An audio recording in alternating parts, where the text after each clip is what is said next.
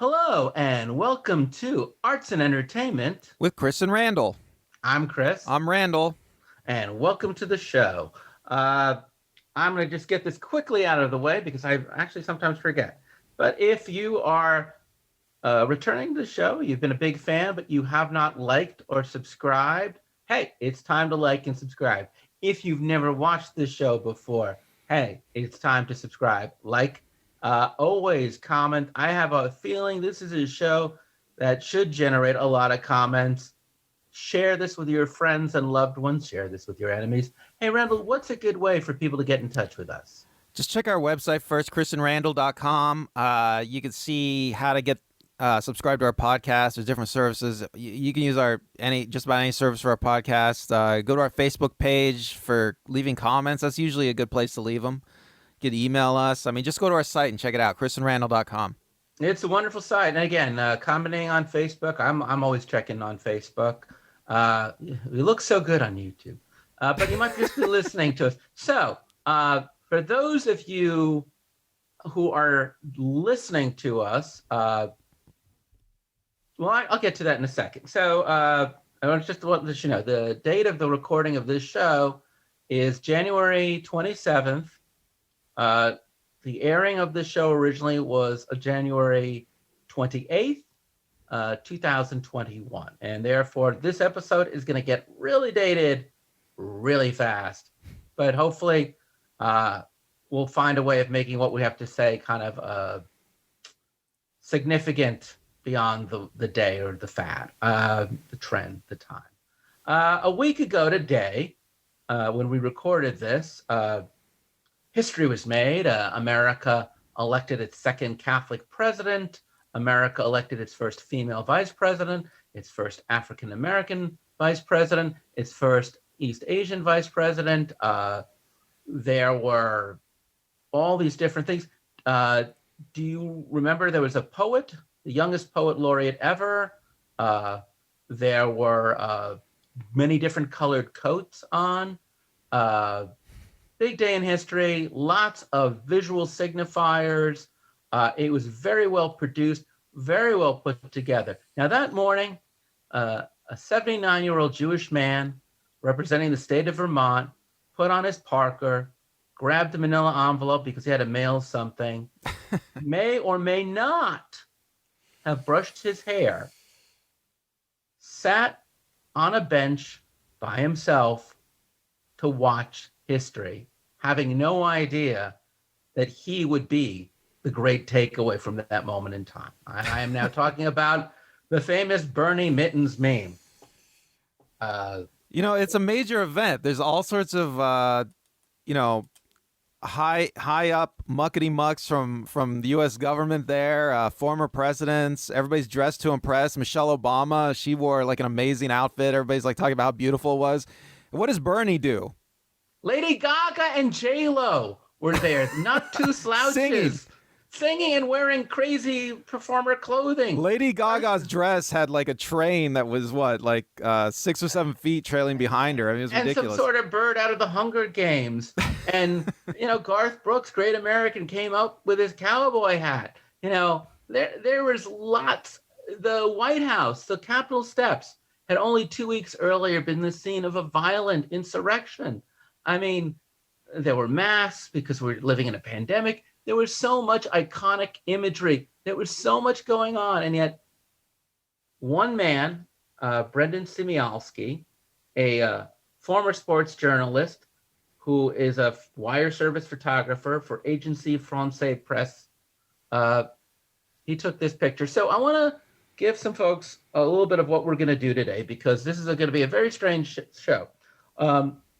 There's a few different things we're going to unpack today. We're calling this Unpacking the Bernie Mittens meme phenomena, the art of the Bernie meme, the entertainment of the Bernie meme. So, Randall, let's look at this separately. I want to look at just the actual photograph and talk about the art of photojournalism, which I know you have some very strong opinions about, as it relates to the historical impact of this as an actual photograph that you would see in the newspapers and the media.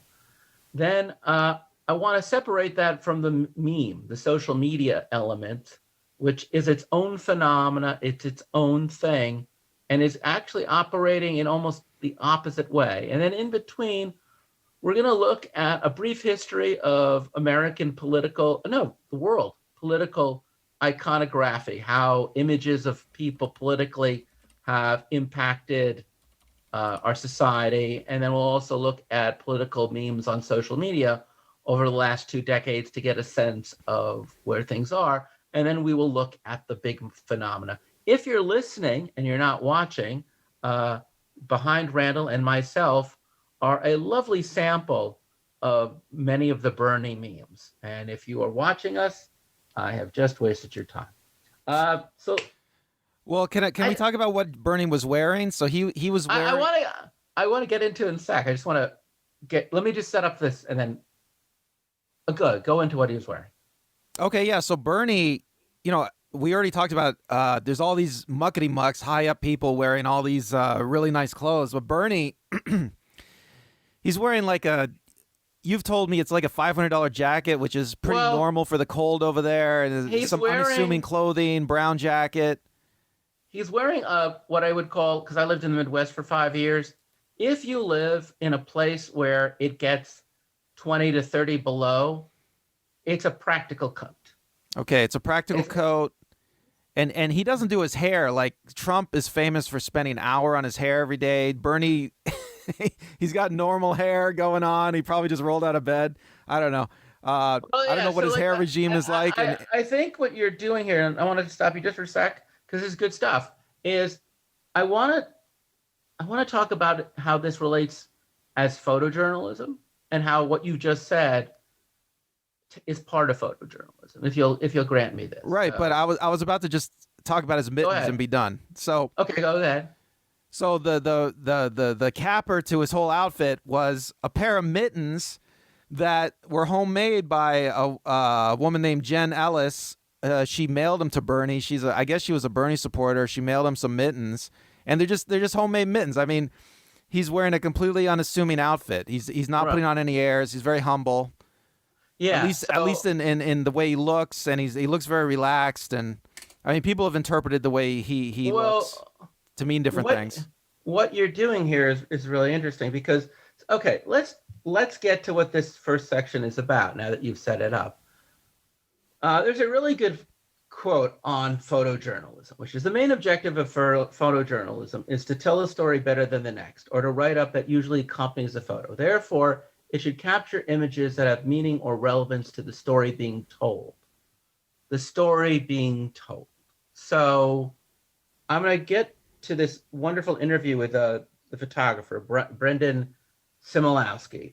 And he wasn't actually there to take a photo of Bernie. He was there to take a photo of Senators Josh Hawley and Senators Ted Cruz, two Republicans who have gotten into a lot of controversy over their support of Trump. And he says, I saw Sanders out of my other eye, kind of fiddling with his gloves. It was just a nice moment. And when he crossed his legs and crossed his arms, I threw the camera over to him. Now, Simioski says it's not even really one of his good photos. He says, I took 2 pictures. It's funny because the second one for me, I thought was better. But I sent the first one because the moment, the posture, his pose is what you're talking about, Randall, is a little better. But the composition was garbage. But he chose the reality over the composition because he feels that the composition comes second to content. And content is the moment. You can make it look pretty after. So content is the moment. What you just described, Randall, is the content.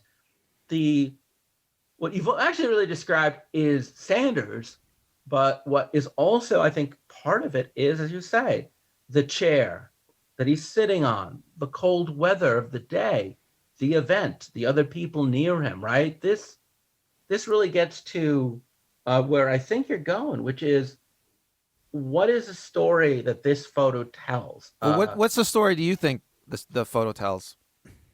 Well, if we just look at photojournalism as telling the story about a moment in history and a moment in time, then what's the moment we're talking about, right? And now I really want to be very clear about something. I'm going to try to avoid politics as much as I can get away with on this episode, because I don't really think this is about politics in either section. I really think when you get to a presidential inauguration, it is quite literally the ceremonial installation of a new leader. So every time America elects or swears in or has the oath of a new president, it's always history. It just is by default. But yes, as I said before, in light of COVID, in light of a hardly fought election and post-election, in light of that 2 weeks prior, there had been a very violent attack on the Capitol right in front of us in that photo, in light of the fact that there were a lot of historic firsts, I think what it should have been was just one more photo of one more person who is in attendance. At best, you could say it's a photo of the man who could have won. Yeah, and that's the way some people interpret it. He could have been right. Yeah, so good. Let's go on with that one. Yeah. Yeah, some people interpret it as Bernie being a sourpuss, looking dejected, looking bitter because he lost, But I think the real story of the photo, personally, I think, and why it's become so popular is because it shows somebody who's completely humble. He's got these homemade gloves on. He's just sitting there like he doesn't care if anybody sees him. He's just trying to. Bernie Sanders has said he's just tried to stay warm. I mean, that's why he's all closed up. You're not alone on this one, because that's what Siemiaski says too. He said when asked about its popularity, he says Bernie Sanders is very comfortable, is a well-defined image and a brand of politics. I think this photo is a nice moment. I definitely stand by that. It trades on who he is. If this was a picture of anybody else and everything's the same, I don't think it'd be what it is today. So I think what you're saying, a lot of people are right. Naomi Klein wrote an essay in The Intercept, breaking it down into 5 possibilities of why this photo has become so popular. And like you, she really looked at it as a political statement, that this is a photo of either Bernie, the man, or what his movement represents, or the possibility of what his movement expects the progressives. If you want, you could even say it tells the story of America, right? It's a peaceful transition of power. And Bernie, at the end of if this was a movie, an Aaron Sorkin film, right? It says, look, Bernie took on Joe, but he always called Joe a friend. And here he is cheering Joe on with no bitterness or animosity. Because, at the end of the movie, even if Gary Cooper gets was it Philadelphia Story, where even though, whatever, it's the one wherever, any movie where the one guy gets the girl, his best friend is still his best friend. It's that. Yeah, there's something very American about that. It just occurred to me, when America started, the second place finisher in the presidential race became the vice president. Biden has made a lot of his former opponents into cabinet members. And Bernie Sanders is a former opponent sitting right there. And, for Trump not to go to the inauguration, it's a little bit un-American. I mean, and Bernie just sitting there dejected, but at least he's present. He's participating in government. I mean, there's something very American about it. Absolutely, because, and you're right, because Mike Pence is there. And, you see George W. Bush hanging out with Barack and Bill. And it's this great American thing. America is not a politically, strangely enough, up until 40 years ago, America was not a politically divisive country. We prided ourselves on the fact that, at the end of the day, we'd all sit down and break bread with each other, all have a drink. And it is that Capra-esque, we're all in it together. We're not like Europe, which has class wars. We're not elites versus poor. We're not supposed to have classes. Right. We're a classless. And Joe Biden, certainly that's his ethos. I'm everyday Joe. And Bernie Epton said, my good friend Joe, So as I said, there's something very cinematic and cute and endearing, right? And it also is kind of interesting visually because it lets, I saw it, but I'm living in Southern California, So I'm watching it, you're watching it, and it was like 80 degrees that day here. So, when you look at him, you realize, oh my God, it's cold. It's cold, cold, right? Like, because I don't know where he's sitting in the cheap seats, first off. They're sitting in the box seats. There's probably heaters. They're wearing elegant coats. They have beautifully coiffed hair. I'm talking about the gentlemen now. The ladies have got everybody. It's so aristocratic. And here is Bernie. And I think the first things you think about when you see Bernie is, oh my God, he's someplace cold. And not only is he someplace cold, but I'm from New York. I've lived in the Midwest. I own quite a few beautiful long overcoats, and I own many different Parkers, all of layering intensity. And just as a fact, my friend from Hawaii, you do need long coats are gorgeous, but they're never going to keep you as warm as a good solid Parker. Also, when you sit down in a long coat, it's not that comfortable. It's a bit awkward. It's just a bit old. So Chris, so you're saying that Bernie's coat is very practical. It is exceedingly practical. And now, mind you, it's not cheap, but neither are these coats. So both Bernie and these gentlemen are wearing expensive clothes, but Bernie bought this back when he was campaigning in Iowa in January, where, again, it's -40 below with a wind chill, and he's a 78-year-old man who just survived a heart attack. So he is dressed correctly. And also, if you look at his body position, as you said, he is trying to stay warm, right? He's not looking comfortable. He is looking like a man who, regardless of how good his coat is, isn't good enough. He's cold. And he's got on mittens, which are no one's going to ever call them elegant. They're not a fashion statement. I mean, you know what? The lady that made these mittens, she did a great job. I mean, obviously, Bernie saw those mittens and said, "These are going to keep my hands warm. I'm putting them on." As we used but to he's not going to impress any of the muckety mucks, right? It's what we call lo-fi fashion, right? Yeah, it's not. It's like grunge, it's basically dime store chic, right? It says I didn't spend a lot of money on my mittens. He'd spend a ton of money on his coat, but it's and as Smirsky said, it's on brand, right? I mean, there's a very funny Onion article where they said Bernie comes back tanned and polished for his 2020 run for presidency. It's a great Photoshop where he's wearing, he's got tan and a slick haircut and a beautiful suit. It's so against brand, it's hysterical. But he's so on brand. But the thing that I think gets people thinking, and this is really, I think, it's the most humanistic. And if you really look at any of the great photos, right? Like World War II, you remember the sailor kissed the nurse? Yes. Or there was an ad with an Indian crying over pollution, just one tear. the TV commercial in the 70s, right. Yeah. Or the gun being held to the young girl in Vietnam. Like, all of the great photojournalistic photos, I think what really makes them stand out, whether you're looking at Avedon, Karsh, anybody, portraitists.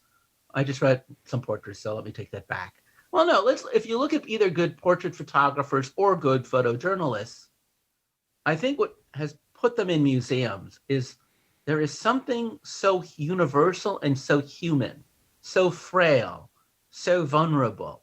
I think that all of the other photos from that day, the reason why they didn't gain the same level of popularity is because they're manufactured, right? Well, they're manufactured not by the photographer, but by the people in the photo. I mean, people are putting on clothes that they're not going to wear every day.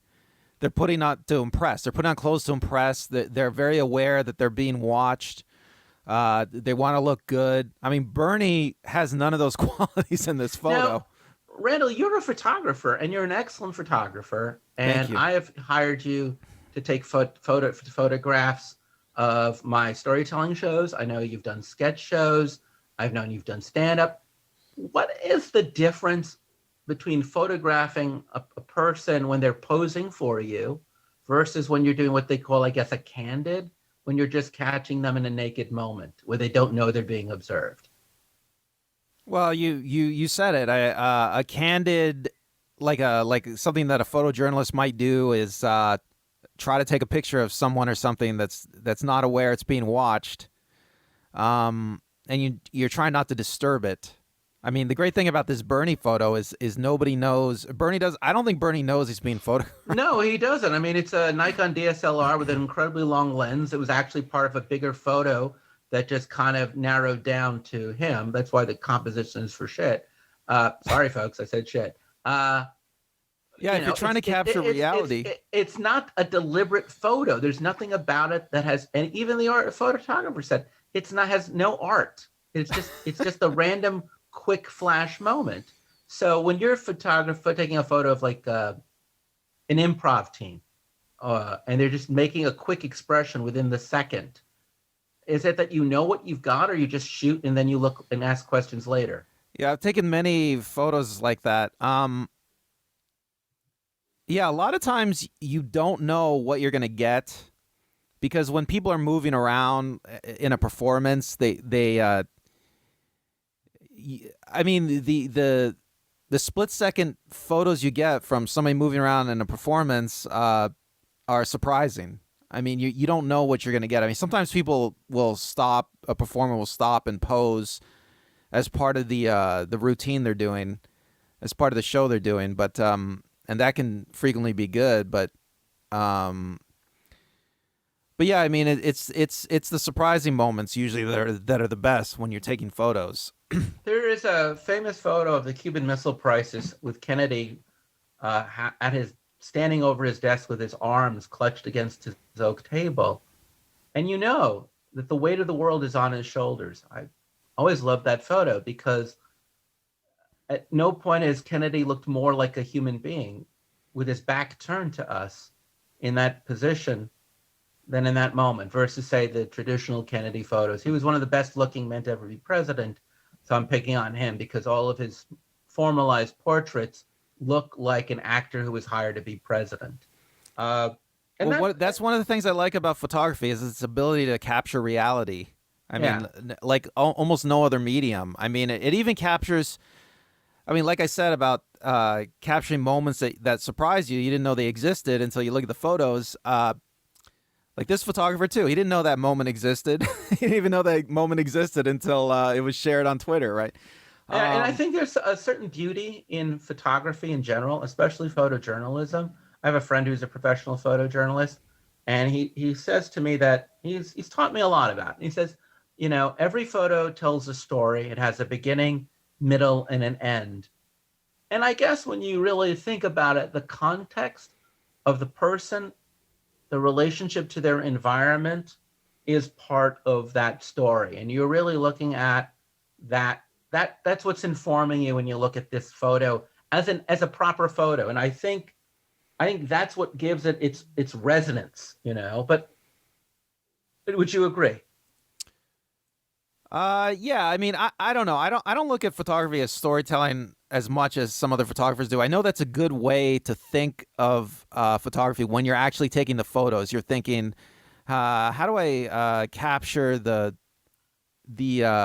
feeling of this moment, this event? Like I've done event photography, so sometimes you think, how can I take photos that really tell the story? But you know, I think photos, they go beyond storytelling.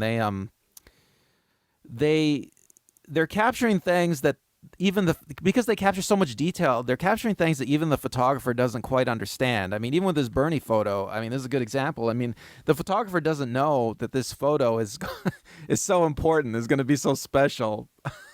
And that's a good point too, because I think every artist, my mom's a painter, she'll be the first to tell you that you don't know what you've made until you've made it, until it all comes together. Well, that's the best kind of art. I mean, I think that you can go into making art where we've talked about this on the show before. You can go into making art thinking, you know, the exact outcome. You know exactly what the outcome's going to be. You know how it's going to affect people. You know what the effect's going to be.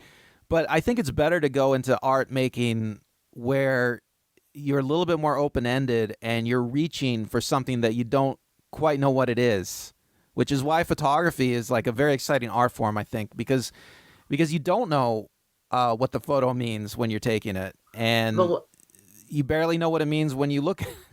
Yeah, these are excellent points. The last thing I just want to say on photography is that every photo is different because every photo isn't just about the subject and their environment, but it's also about, and not just the moment, but it's also about the eye of the photographer and what he or she chooses, either consciously or subconsciously. And I would argue subconsciously because you're just firing so fast, but then conscious when you realize that's the shot to go with. Uh, and each one is different. Each one is a gift. So I want to move on to political iconography and its various forms because I think it's really important to understand this where we're going. The most common form of political iconography we know is the political cartoon.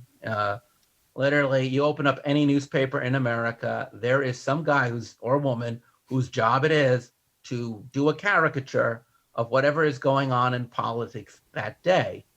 And it's weird because it's a bit of it's humor, but it's also satire, it's critique. And the man who was considered the father of the American cartoon was a man named Thomas Nast, who lived between 1840 and 1902. And his contributions are manifold. He's actually the guy who popularized the donkey and the elephant for the Republican and to the Democratic and Republican parties. I got my organization wrong. But the thing that he did while he was writing for Harper's that is, I think, the most important is uh, he did editorial cartoons. And his most famous one was of William Marcy Boss Tweed, the Tammany Hall Democratic Party political leader of New York City. He was a ridiculously corrupt party hack and mayor and politician in New York City. I should have looked up if he was mayor. I assumed he was. Bad historian you. He may not have been, but he was a big man in 1860s New York, and he was corrupt. And he would do all of these cartoons, Nast, much to Tweed's consternation, implicating Tweed and his friends and all their illegal shenanigans. And in doing so, he raised publicity enough so that Tweed was arrested and tried and convicted and died in jail. A cartoon that literally brought down a political leader through satire. It's incredibly powerful. And he would go on to do this for about 20 years over 6 presidential elections. He was, in fact, called the President Maker. So there we go. That's really, I think, the first documented case, at least in American culture, of a caricature becoming so popular that it topples a man's leadership. Yeah, Nast's illustrations are amazing. But I think there are lots of illustrations, comics, cartoons that really have a huge influence on politics and culture, or at least they express the popular mind going back through history. I've always thought, I told you this offline or before the show, Chris, but I think it would be really interesting if somebody made a book of just the history of illustrations and comics. And I mean, it would be fascinating to see, because, when you read about history, and especially like in the olden days when you used to read history books, they weren't filled with cartoons, right? I mean, most history books, you've read history books, right? Because they're like full of dense text. But, there are a lot of very influential cartoonists, cartoons, illustrations all throughout history. And we will definitely have to do a show on that. But you said something very interesting to me, which I'm going to just ask you to, my memory is not great, but we're historically out of context. It's a few years before Nast, but Napoleon, you're saying, wasn't really short? I believe, this is research I did a long time ago, but I believe that Napoleon being short is, this idea we have of being short is comes from political cartoons at the time. I think it comes from a certain political cartoonist. I would have to look it up again, but yeah, he was an average height, but he was depicted in illustrations as like insecure, greedy little guy that wanted to take over the world. And it's interesting because really you could go back to England at the turn of the 19th century with Punch magazine. So you are right. It's something important to really think about is that photography, while it did come into existence in the middle of the 19th century, it didn't become a standard or as popular until really the beginning of the 20th century. So illustration in general was the dominant form of visual interpretation. So many people, the way they saw Abraham Lincoln was through the illustrations of the man with the big hat and the long beard. The same thing with Napoleon. Again, same thing with Tweed. So visual iconography and the ability to distort and in a negative way, really, for the most part, or in a positive way to make them look better looking. This emblematic look. The 19th century is really the last time where it's really the artist's interpretation that has weight over realism. And that is good because I want to jump all the way to 1960 and what is, I think, the beginning of the convergence of art and photography with one of the most iconic political paintings. My apologies. I'm going to do my best to say it first in Spanish. Guerrilla Herico. Did I say that right? It means I'm not totally sure, but I think it's Guerrero Heroco. Much better. So that translates into heroic guerrilla fighter. It's an iconic photograph of the Marxist revolutionary Che Guevara. It was taken by Alberto Corta. It was captured on March 5th, 1960 in Havana, Cuba, at a memorial service for the victims of La Cubra Explosion. So, if you know who Che Guevara is, this is literally the first image you have in your mind. If you don't know who Che Guevara is, take a moment, put us on pause, Google him, come back. Okay, so that image you have, Randall, right, of the long beard, the hat, the piercing gaze, this is Corda's photo. And it was taken in 1960. It certainly had a pretty good degree of popularity. But in 1967, an Irish artist who is the son of a man named Jim Fitzpatrick, who is the father of a photojournalist and the grandson of a political cartoonist, Thomas Fitzpatrick, he had met Che 5 years earlier when Che was visiting Ireland. I'm not going to say his last name because I've done such a bad job with Spanish today. But he was a big fan, and he asked Corda if he could take that photograph and do something with it. So what he ended up doing was, his first image I did of Che was psychedelic. It looks like he's in seaweed. His hair was not his hair. It's shapes that I felt gave an extra dimension. That was the image I produced for a magazine, and that was done before he died.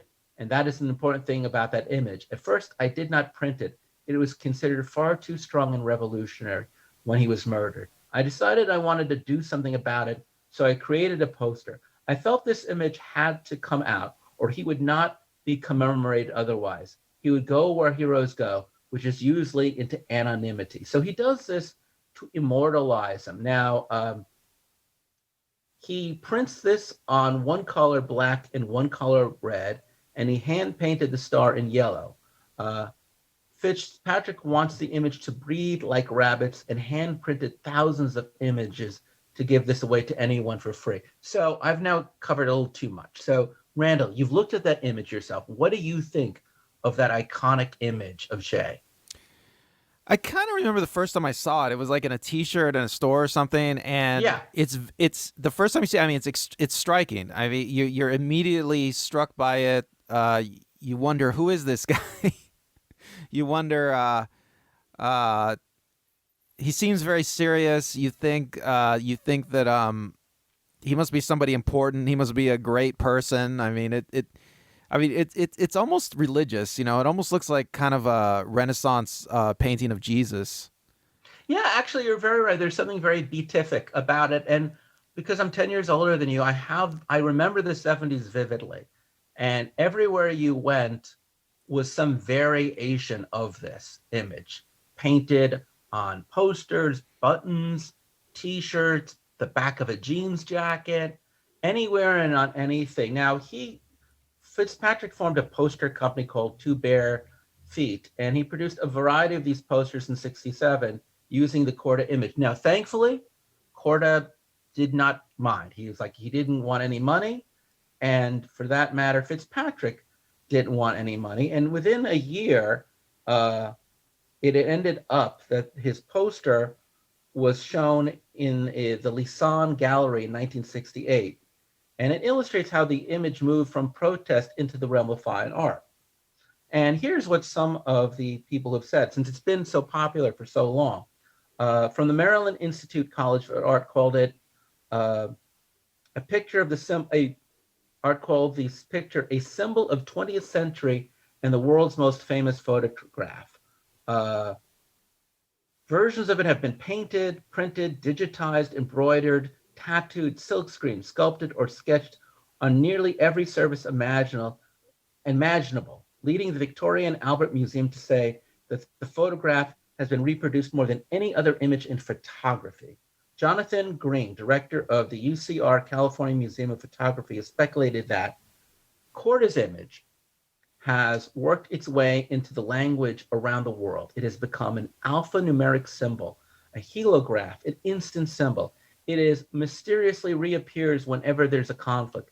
There isn't anything else in history that serves that way. Now, Randall, I would agree with everything that he just said if you go from May of 1967 to January 19th, 2021. What happened Because the next day, Bernie supplants all of this. Sorry. You think Bernie has supplanted Che, huh? Oh, after 50 years? No, there's definitely more images of Bernie now than there are of Che. It is everything they just said, the alphanumeric, the helograph. Now, that's not to take anything away from Jim Fitzpatrick, but it is to show you that there's a big difference between, it's 7 years between the time that Korda takes a photograph and Fitzpatrick makes his interpretation. It's another year before it becomes an art installation. And it's decades of reproduction and other social unrest that keep it alive and going. And in fairness, I honestly do believe that, in my opinion, the Che Guevara image that Korda took will long outlive even the Bernie Sanders. But right now, in this point in history, it's not about length of time, it's about spread. But let's get to the Jim Fitzpatrick poster of the 21st century, the Shepard Fairey Hope poster. Why don't you take that story away, Randall? All right. Well, Shepard Fairey, he's a famous artist. He originally made the Andre the Giant poster, and he posted that around all over the place. Same way that the Che was posted everywhere. While Obama was running, Shepard made the iconic red and blue Obama image that people know about. He took it from an AP photograph. He put words underneath it like progress, hope, and change. The Obama campaign loved it, and they decided they wanted the one with hope on it. And the Obama campaign, I know they entered in some kind of agreement with him, and they started using it to advertise Obama. I mean, almost everybody probably knows about have seen the Obama image, the red and blue image with hope underneath. Too, because Shepard Fairey, unlike Jim Fitzpatrick, was an established underground artist. We had already seen his Obey art, his Bush caricatures, right? He had a career prior to this. Fairey was huge. Okay, Fairey was one of the most successful artists in the world when the Obama Hope poster came out. So I mean, it was a great step up for Shepard Fairey's career. And at that time, people like Banksy were also starting to become more popular. Outsider art, dangerous graffiti art. It added an element of coolness and hipness to the Obama campaign. Yeah, there's been this movement in the fine arts for a while called street art. And, yeah, Banksy is a big street artist. Yeah, but Shepard Fairey, he was he's maybe not as famous as Banksy, but he's up there, man.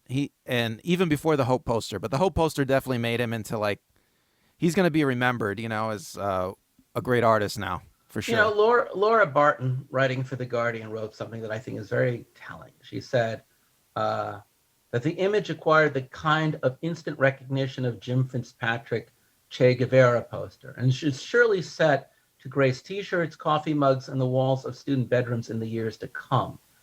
And I think that's an interesting distinction, because when I was in college, you could still have a Che Guevara poster in your room. But Che Guevara first resonated, I think, not just with counterculture, but with protesters. And I think it's fair to say that Shepard Fairey certainly always was part of the resistance movement, but the Obama Hope poster landed in college dorms before it became a sign of revolutionary impact. I honestly think that the Obama poster found its home in respectable, middle-class, professional, college student, and liberal homes. That Fairey actually took something that was outsidery and dangerous, and he made it just clean enough for prime time. Or maybe the subject, Obama, made it just clean enough for prime time. Well, Obama in the image is I think he's wearing a suit. I mean, he doesn't have an angry look on his face. He's like looking off into the distance as if he's like imagining a better world. And and with the lack of detail, he looks young. He's a relatively young man in the photograph that it's taken from anyway. The Che Guevara image, I mean, he's wearing that beret. He's got the star on it. I mean, he looks like he could be wearing a military uniform, but it's not. Che is 31 in that photo. Yeah, and Obama is in his early 40s, which now I realize is a very young age. So you're right. They're both young men with piercing stares who don't realize they may realize they're being photographed, but they're not posing. Well, the funny thing about the Che photograph is I think he does look older. I mean, it's just I don't know. He's got more wrinkles on his face. I'm not sure. There's more detail. The more detail in the photo will make you look older. But yeah, I mean, they both look like candids. You're right. They both look like they're not rehearsed. They're real. They're genuine. They're sincere. Yes. But they also look like leaders. They look like men on a mission. Maybe because Guevara is at a funeral. Maybe because Obama is on the stump. But they both have a sense of the imperative, of thoughtfulness. These are the traditional photos of great men that elevate and make them look mythical, heroic. Really. Because the colors are so surrealistic in their faces. Their faces, really, if you look about it, their faces are made to look not real, not human. Their faces are made to look somehow godlike. Well, religious. They both use the same photographic trick, which is they're shot at a low angle. And also they both have strong key lighting, which gives them like I would say it gives their faces more depth, but it also makes it seem more real. I mean, if they were shot like a more cartoony way, whereas they were the lighting was even, it wouldn't seem as real or as striking. So it's interesting that they both. Yeah, you're right. They both share similar aesthetic qualities. And it's interesting too, because while they are very real in their gesture and facial expression, the colors that their skin and their background is contrasted against is as far from real as possible. It's psychedelic, it's expressionistic, but it is there's no naturalism in either of them as far as color, shading, or background.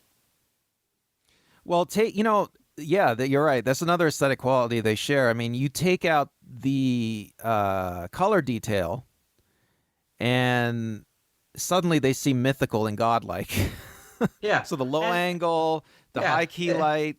Mythical and godlike, just like we would look at a painting of God by a Renaissance painter, Or or even Jesus. or Jesus, or even the old Greek or Egyptian art, where it was made clear that these beings were otherworldly, not of our own universe. Their backgrounds, their skin is the first telling detail that they're not of us. You know what? It's But funny. It's funny we're talking about this because I'm trying to imagine now trying to get a picture like that of Bernie Sanders. I don't even think well, it's possible. we'll get to that in a moment, because you're cheating. Don't let the audience know it's stop with the spoilery. So I'm going to let's move over to something really quick, which is a brief review of the last 20-ish years, not even really 20, 17 years of political humor on social media. And the first big, I don't even know if you can call these things memes, because I'm an old man, so I'm calling things a meme right now that may not just be a meme. But back in 2004,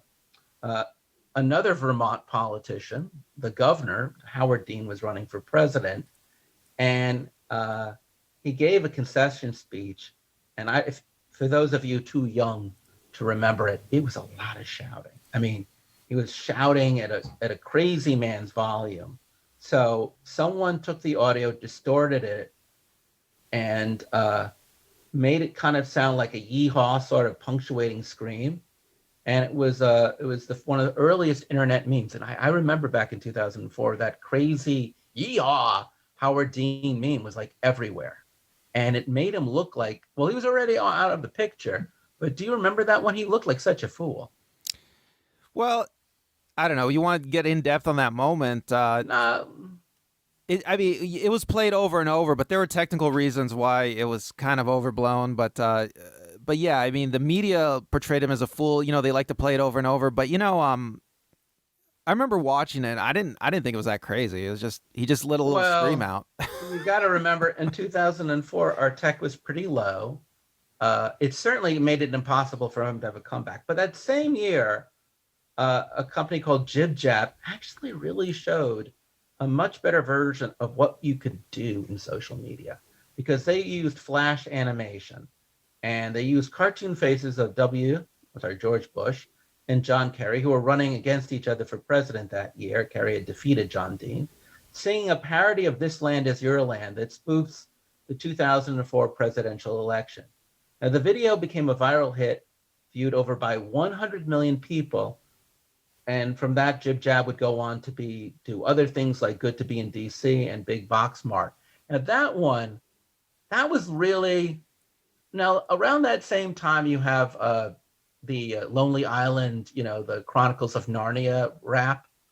But we're just dealing with politics right now. So musical humor as parody in 2004 with flash animation, that was like the coolest thing, wasn't it? It captured the mainstream press like the Howard Dean scream. I mean, it was on TV. You know, the media loved it.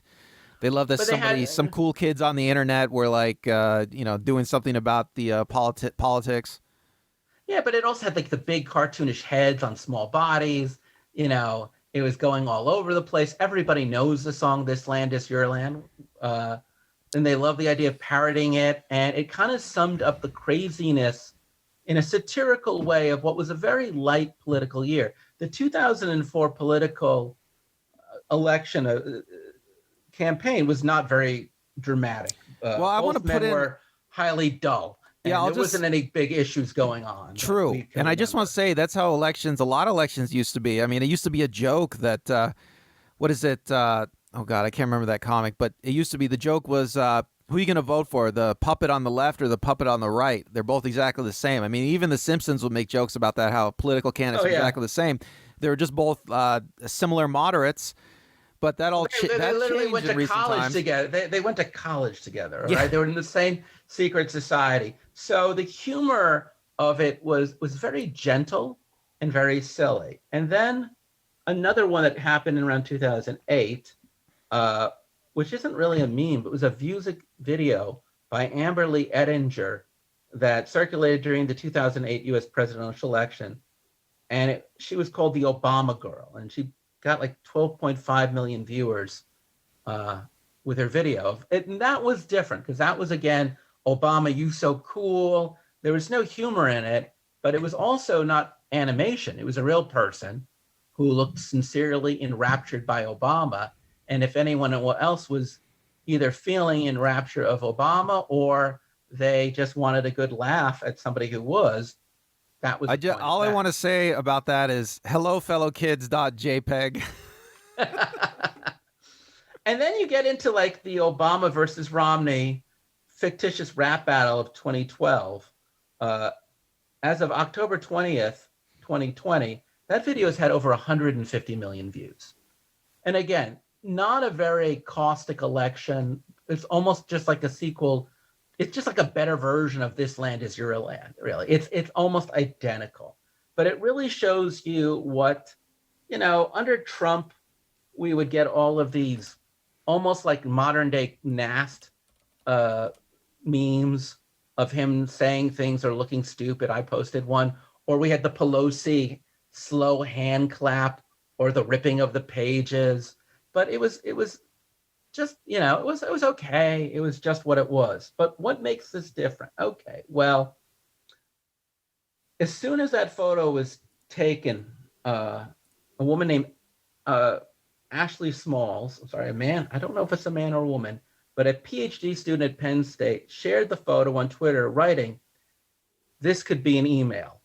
Her tweet had more than 1.1 million likes and 139,000 retweets as of Saturday morning. Literally, she basically made a cartoon, a political cartoon, where the caption is Bernie Sanders thinking this could have been an email. Sanders is just sitting there like, why am I here? This sucks, Yeah, and I wrote one that day too. Not that the day of, I just thought, oh my God, he looked insane. I saw just literally the video of him. I thought he looks like Columbo, and I talked about it with my mom, and I sent her a photograph. Like, can you believe it? Because she didn't even see the Columbo photo.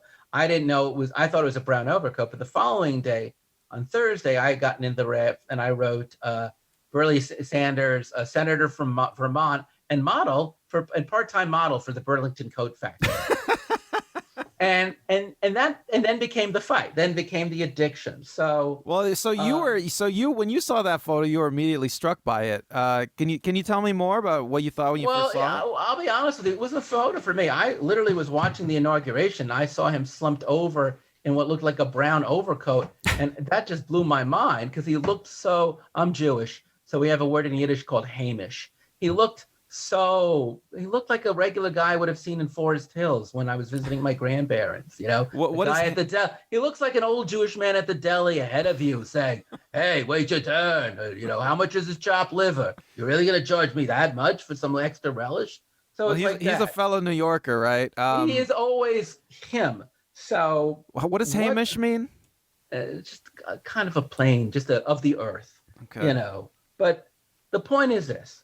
For the first few days, everybody was making caption photos. And they were all caption photos of a man who was cold, a man who was bored, a man who would like to be somewhere else, a man with not good taste in clothing, a man with cat mittens. And all of a sudden, people started to focus on the cat mittens. For a little while, they were focusing on the manila envelope, wondering what the hell has he got to do? After this, he's got to play. I got to mail this. I got to get this out in the mail. I should have got up earlier. I would have made it to the mailbox first. But I'm not just going to waste my whole day here. I got places to go. I'm saying literally. I'm sorry. I'm not trying to do this, but everybody, maybe because we're not watching Saturday Night Live, everyone was doing their own shtick. But something really interesting happened, and it happened really quickly. Photoshop, and this is really cool. And I can't tell you what day this happened. I'm guessing it happened as early as the next day or Friday. But people started to Photoshop Bernie into other places.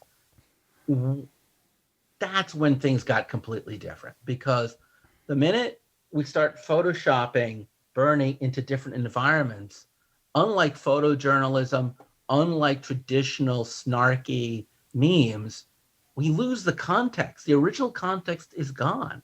It is no longer about Bernie at the election, at the inauguration. It's now this man who you just said, who is how would you describe him? Hamish. Again? Hamish. But also, how did you describe him with his hair and his glasses? Humble. He doesn't put on airs. there's something very human about him, right? And like what we've talked about Average. before, the recognizable humanity, but unlike what you said, unlike Kennedy, unlike Guevara, instead of being an icon of cool, of hip, of leadership, and I mean this with nothing but love, he's like Chaplin. He's the tramp. He's a clown. He is, if not an every, he is either at best an everyman, which is someone we can identify with, or he is less than an everyman. He's a schlub.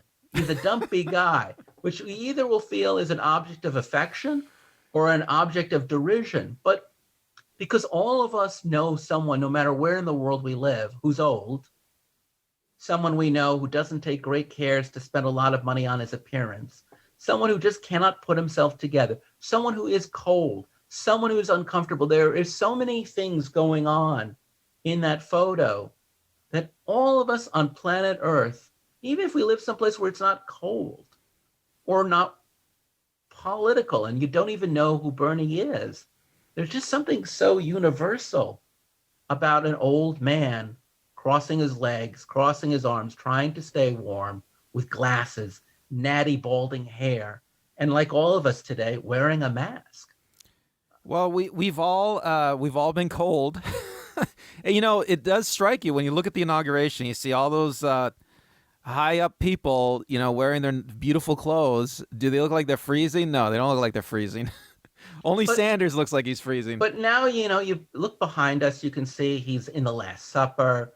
He's, sitting on the couch with the cast of Friends. He's sitting over with Voldemort. He's on the cover of an old Genesis album. He's been repurposed into a Pepto-Bismol. He's been repurposed into into all sorts of things. There's a Weekend at Bernie's poster behind your arm, Randall, which shows him sort of flanked in the original poster with actually Kamala and Joe's face in the behind them. But it's so, there are all these websites that will let you make your own Bernie memes, and it's so addictive. And even like famous people, like David Lynch just put one out today of Bernie in Twin Peaks. Terry Gilliam took that famous Fear and Loathing in Las Vegas cartoon and put him in the driver's seat. He directed Fear and Loathing in Las Vegas. Daniel Radcliffe posted him in a Harry Potter scene. Paul Bettany just took the latest still of him from the latest episode of WandaVision and put him in this scene. Eve Plum, who was in the Brady Bunch, just posted today a photograph of Bernie as part of the Brady Bunch. I mean, even people who are iconically famous in their own right are putting him in images together. Well, I know what's going on here, man. I know people who don't like Bernie Sanders personally. They seem to have like a personal thing where they think he's like kind of, I don't know. He's not, they don't like him. But I think most people, they feel a certain connection to Sanders. They feel a certain affinity with him. I mean, he's like an everyman. He's like a normal person. I mean, that's why it's great putting him in these pictures, because you look at all these pictures that they shot him into. He's in an unusual. They shot him into an unusual situation. He's us. He's a normal, everyday man. I have without any pretension, and you put him in these pictures, and it looks funny. It's a great contrast. Who are Republicans or Warren supporters, which is code for people who hate Bernie. And they love these Bernie photos, I mean, because either they love it because they like Bernie and they subtract the politics from Bernie, or they love it because they think he's a fool.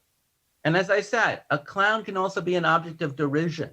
And you can laugh either with him or at him in these photos. It's completely up to you. And I think there's a certain kind of beauty in the fact that, it's one of the, unlike the Obama, which is cool, and the Boss Tweed, which is deflammatory, you can look at these Bernie memes, and depending on what you bring as a viewer or even as the maker of the meme, you can decide whether this is a deflammatory work or a celebratory work. Or is it satire? Is it observational humor? Is it surrealism? Is it absurdism? That's completely up to each person. I feel it's very playful. I mean, I I don't think I think Bernie Sanders doesn't have a problem with it. I mean, I don't think I think it's hard to really attack Sanders personally. I mean, it's just I mean, the friends I have that don't like Sanders, I mean, their criticisms of him are pretty weak. I But I'm saying mean, you don't have to. That's the point. He's transcended a couple of things. He's transcended politics in this meme. He's even transcended what we know about him. I mean, it's an interesting point because in India right now, there's a farmers' revolt going on, and there are these interesting photoshops of Bernie with the Sikhs who are protesting, the Sikh farmers who are protesting to show solidarity. In that sense, Bernie is now like the Che Guevara poster or the Shepard Farley Hope poster. But in other ones, there's him in Bollywood, just in the background of all these famous Bollywood movies. Now, I don't know anything about Bollywood movies, but apparently I was looking for The Last Supper, which is behind you, and I found there's a Bollywood film called The Last Supper, which must be really popular in India. And if you're from India, please let us know. But they kept on photoshopping him into all of these scenes. So if you don't know the context of contemporary Indian cinema, you're not going to get the joke. I do not know the context. But conversely, I know a lot of people who are laughing at the joke of inserting Bernie into this famous film from India don't know anything about Medicare for all or budget reconciliation. They just know what they see of this image of a universal human being. And I think that's great. I mean, what's so unique about this, what makes this more than just the sarcastic Wonka or the boyfriend looking back at the girl, is that there's an infinite amount of ways Bernie can be juxtaposed against so many things. He can be reimagined in so many ways. You can focus on the particulars of his gloves, his body language, his facial expression, or his composition. And each day, I think another person is like, how am I going to add something new to the mix as an artist? And each day, as someone who appreciates it, they're going, what new surprising version will come out today? I post 30 Bernie memes on my newsfeed every single day, and they just keep on coming. Why do you think that it hasn't died down? It's now 7 days on. Why is it still going? well, I think you said a lot. I mean, there isn't much negativity associated with it. I mean, Bernie Sanders enjoys it. His enemies probably enjoy it. His friends enjoy it. Everybody enjoys it. I mean, it's just fun. It's just fun. It's just, we live in an era where there's a lot of fun stuff going on. I mean, I know that sounds crazy probably, but I mean, even the people that attack the Capitol, I mean, some of them, it's hard to know if you should take them seriously or not because they're, Well, there's a lot of humor involved with this, with the protest. I don't really want to go to that part, but you raise a good point. And my girlfriend, who's both a stand-up comic and a professor of psychology, raises a point that's kind of where you're headed, which is that, whether it's the last 4 years of Trump, or it's living in a pandemic, or it is what happened, as you said, with the violence at the Capitol, the insurrection, it's been a really hard and depressing time. And it's been very hard to have a laugh, much less a gentle, non-hard satiric laugh. And this Bernie photo has given us permission, as you say, to be playful, to be creative, to find humor. You and I, we're trapped in our homes right now, but with a simple app, we can send Bernie all over time, space, reality, art. We can move him around. And we can see him in places we'll never be or we've never been to. And it's liberating, It gives you a feeling of control. Again, it lets you, as you say, finally breathe and relax and just enjoy something political without actually finally, for the first time in years, having to feel guilty about it or angry about it or upset about it, right? It distracts. And sometimes I think, originally wanted to do an episode, and we'll do it, about escapist art and escaping into art. And I think right now we have all taken on the role of either artist or art lover. And I think one of the great things about this is there's been a real democratization of art. Because right now, with these Bernie memes, anyone can be an artist, right? Any of us can make a Bernie meme. I Well, that's the made beautiful one, thing about the internet. Yes, I mean, right? it's great. And anyone can possess it, right? I don't have to like. Okay, yesterday, this woman made a you call it a doll, a stuffed doll of Bernie, sitting on a chair based on that It was photo. knitted, right? Knitted. She knitted it. Thank you. So she knitted it, and she auctioned it off for charity on eBay. And yesterday, Tuesday, it made $40,000. $40,000, all of which goes to Meals on Wheels. Similarly, the Bernie Sanders people have a sweatshirt with the photo. Same deal. All goes to Meals on Wheels. The sweatshirt sold out. Topps, the baseball card company, until today, folks, January 28th, for $9.99, we'll make you a physical baseball card of this photo. We'll send you one of Bernie. Now, I don't know if that goes to charity.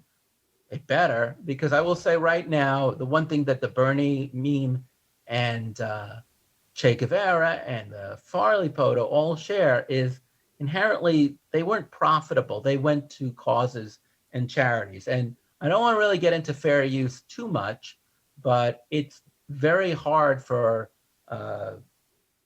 Getty Images, which has the right to use which has the rights to the Sanders photo. It's very hard for them to go around, acting out copyright law, at least for the Sanders photo. But we'll do that another day. So, in general, though, what I went back to when we talk about the democratization of art is that anyone can disseminate this art. Anyone can make this art.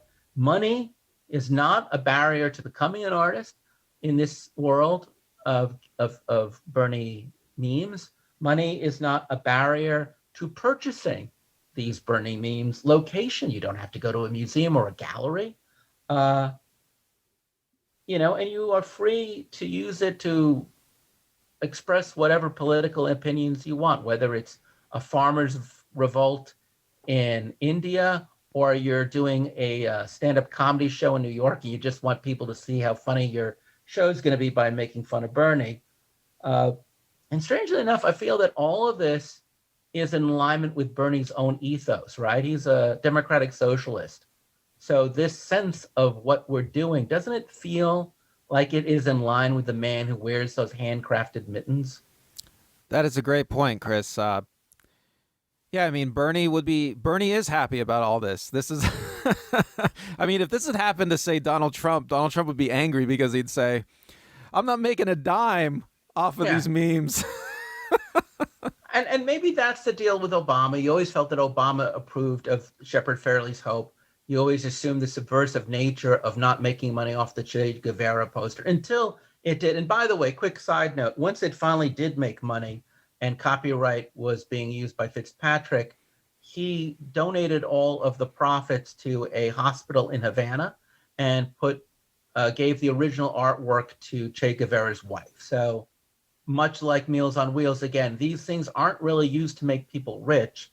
They're used to raise money for a good cause, which makes none of them subversive because unlike things that make fun of someone like Tweed, as I say, there's an alignment between cause and art, which I guess is kind of the beauty of political art in a way. I don't think I can say any more than that. Randall, do you have anything you want to add?